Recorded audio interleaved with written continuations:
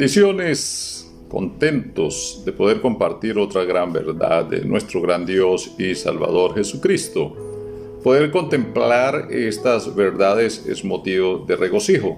Hoy abordaremos el tema: con humildad exaltarás a Cristo. Filipenses capítulo 2, versículo 4, en el nombre de Jesús leo al texto. No mirando cada uno por lo suyo propio, sino cada cual también por lo de los demás. La humillación ha sido uno de los grandes obstáculos y los grandes problemas del ser humano. La humillación es una sensación negativa que experimenta una persona al sufrir una ofensa causada por algo o alguien, en el orgullo o en el honor de esa persona. Humillarse implica degradarse o postrarse a un estado servil y demuestra debilidad, pero para otro grupo pareciera que es una manera de mantener el poder y el señorío frente a los más débiles. Muy probable ese es el concepto humanista y secularizado. Sin embargo, tratemos de dimensionar mejor la definición en el contexto de la verdad escritural. Es un término que se ha malinterpretado y confundido con la humildad, a tal extremo que se oye a menudo la frase «yo no me le humillo a nadie», «la humildad no es buena» y cosas así por el estilo.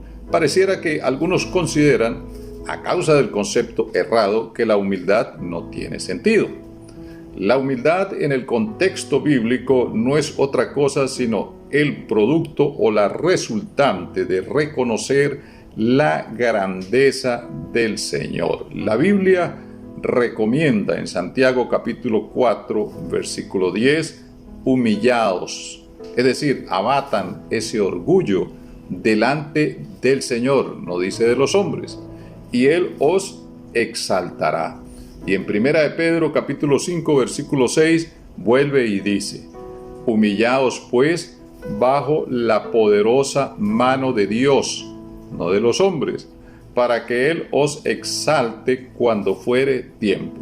Entonces, Dios pide al hombre que deje ese orgullo humano y se humille, es decir, reconozca la grandeza y la soberanía de su amo, Dios y Señor del universo. Dios no manda a que el hombre se humille ante el mismo hombre o que éste humille a los demás a causa de ciertas ventajas circunstanciales. Entonces Pablo plantea en el versículo 1 y 2 que su gozo se vería completado si aquellos santos, incluyendo los obispos y los diáconos de Filipos, consideraran la comunión del Espíritu al sentir lo mismo bajo el vínculo del amor, situación que generaría en ellos unanimidad y de esa manera lograrían tener un mismo sentir. Parece cosa difícil desde la perspectiva humana y es aceptable ya que cada ser humano es una individualidad única y por lo tanto es inalcanzable esa condición. Sin embargo, Pablo se refiere a algo más allá, a lo trascendente de la estructura humana y entra al plano de la racionalidad y la naturaleza divina, es decir, a la inteligencia espiritual que existe en el creyente, como dice 2 de Pedro 1:4, refiriéndose a esa naturaleza divina de manera integral, como nueva criatura.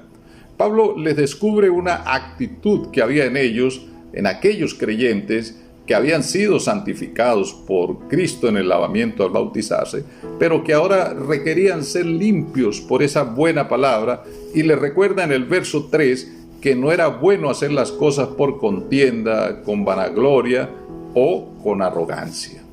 Pablo introduce una reflexión muy importante al final del versículo 3, dice la versión Reina Valera, la tradujo, la de 1960, estimando cada uno a los demás como superiores a él. Esta traducción no es muy asertiva a causa de aquellos que les encanta creerse superiores y afecta a quienes poseen complejos de inferioridad. Sin embargo, la versión Reina Valera de 1865 la traduce de una manera más asertiva. Estimándoos inferiores los unos a los otros. Es decir, acá solo hay uno superior e importante: Jesucristo. Este reconocimiento al Señor es la humildad a la que se refiere Pablo frente a Dios y no a los hombres. Esa actitud conlleva a que no se busque el bien propio. Y el verso 4 da a entender que allí en aquella congregación de santificados había un egocentrismo desbordado a tal extremo que generaba pleitos, rivalidades, e incluso muchos eran amantes de la vanagloria, es decir, de la presunción y del orgullo. Cada uno quería resaltar o sobresalir. No había un concepto claro sobre el principio de cuerpo, donde el triunfo o la derrota afectarían a todos. Este fenómeno suele suceder muy a menudo en las congregaciones actuales, debido a la errada jerarquización, el estatus jerárquico e incluso a los elogios de una manera individualista y personalizada, olvidando que todo lo que se haga o se logre alcanzar se le debe al Señor Jesucristo. Así que si hay algo de admirar, algo de elogiar en alguien, dele esa alabanza al Señor de la gloria. Pablo les anima a que no busquen sus propios intereses, sino que piensen en el bien colectivo, en su prójimo. Y cierra desde el versículo 5 colocando al máximo modelo, a Cristo, quien no pensó en él, sino en beneficio de toda la humanidad, y aprovecha para recordarles el propósito de su manifestación en carne. Y no olvides, Cristo actuó con humildad y pensó en el colectivo universal. ¿Por qué tú, siendo un mortal, levantado de un mundo cenagoso por la gracia del Señor, te crees superior y buscas solo tu bien? Te invito a seguir en contacto con la verdad y recuerda, si te humillas ante el Señor y reconoces que todo se lo debe a Él, entonces podrás exaltarlo.